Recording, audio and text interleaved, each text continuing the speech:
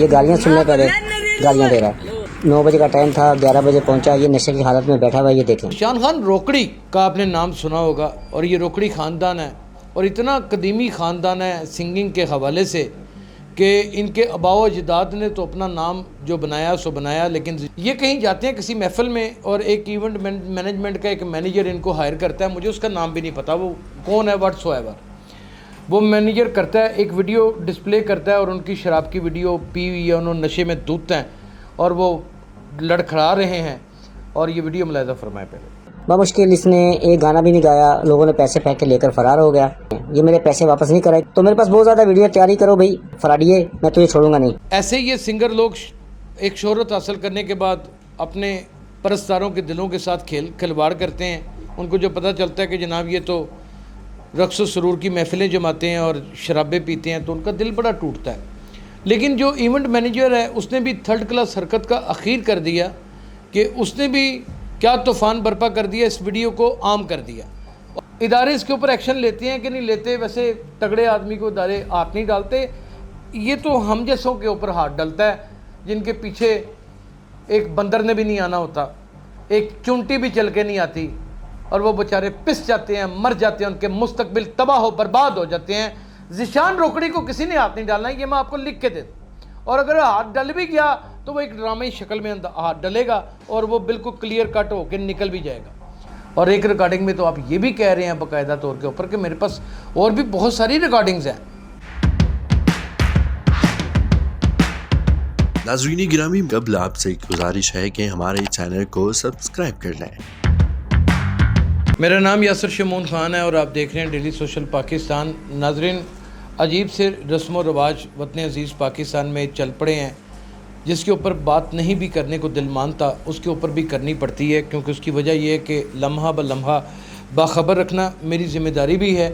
اور social media کا کچھ مزاج ہی ایسا بن چکا ہے کہ جو ایک سٹوری چل نکلتی ہے, اگر ہم اس کے پیچھے نہ بھاگیں تو کوئی ٹرینڈ سیٹلر اور بن جاتا ہے. اور ٹرینڈ سیٹلر بننے کی اس دوڑ کی لالچ میں کہیں نہ کہیں میں بھی اپنا پورا کردار ادا کر رہا ہوتا ہوں. ظاہر ہے بچوں کی روزی روٹی اور پھر اور بھی بڑے سارے معاملات ہوتے ہیں. ذیشان خان روکڑی کا آپ نے نام سنا ہوگا, اور یہ روکڑی خاندان ہے اور اتنا قدیمی خاندان ہے سنگنگ کے حوالے سے کہ ان کے آباء و اجداد نے تو اپنا نام جو بنایا سو بنایا. لیکن ذیشان خان روکڑی نے بھی چند ہی دنوں کے اندر اپنے آپ کو اپنی پرفارمنس سے, اپنے آواز سے, اپنے گانوں کے سروں سے, اپنے سحر میں ایسا مبتلا کر دیا کہ لوگ اس کے بہت بڑے عاشق ہیں.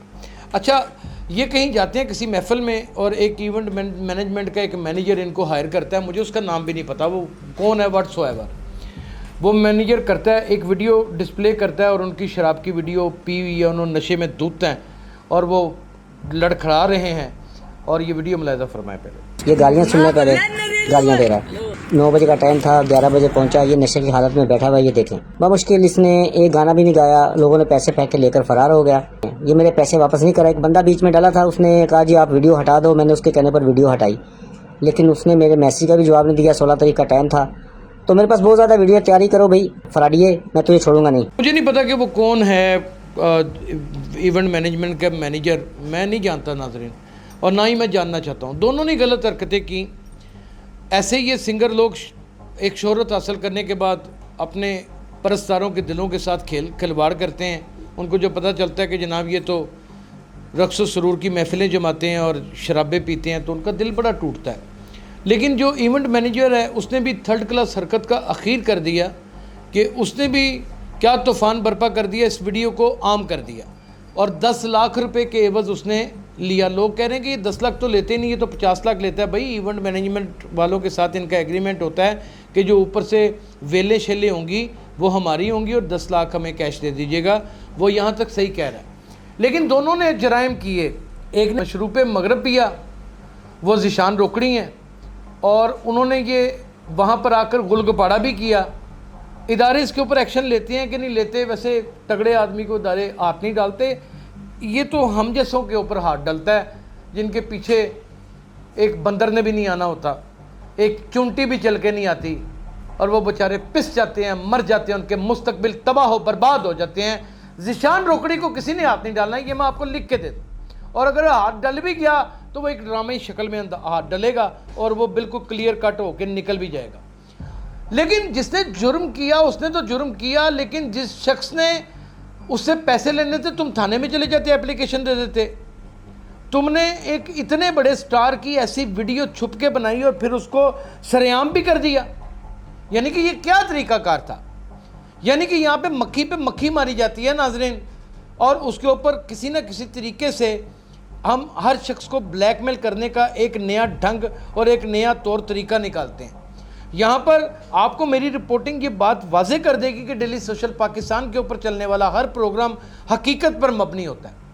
جہاں پر ہم نے ذیشان روکڑی کی غلطیوں کو آپ کے سامنے اس کی نشاندہی کی, وہاں پہ اس ایونٹ مینجمنٹ کے مینیجر کی بھی اس حرکت کی. بھئی آپ کو پتہ ہے کہ آپ 25D کے جرم کے مرتکب ہو گئے. آپ نے کسی کی چوری سے ریکارڈنگ کر کے آپ نے چلا دی اور پھر اس کو اپنے مقاصد کے لیے استعمال بھی کیا, اور پھر آپ اس میں دھمکیاں بھی دے رہے ہیں. اور ایک ریکارڈنگ میں تو آپ یہ بھی کہہ رہے ہیں باقاعدہ طور کے اوپر کہ میرے پاس اور بھی بہت ساری ریکارڈنگز ہیں. اس کا مطلب کہ آپ کی نیت کھوٹی تھی. یعنی کہ آپ نے اس شخص کو ذیشان روکڑی کو بلیک میل کرنے کی کوشش کی ہے, آپ نے اس کی شہرت کو داغدار کرنے کی کوشش کی ہے, آپ اس کی عزت نفس کو مجروح کرنا چاہتے تھے, آپ اس کی پاپولیرٹی کو ڈیمیج کرنا چاہتے تھے. تو اسی طرح انسان سے غلطیاں ہوتی ہیں. ویسے تو پورا ملک میں تقریباً 70% لوگ شراب پیتے ہیں اور وہ پیتے ہیں چھپ کے. تو اب اسی طریقے سے ذیشان روکڑی ایک بہت بڑا فیمس نام ہے سنگنگ کے حوالے سے.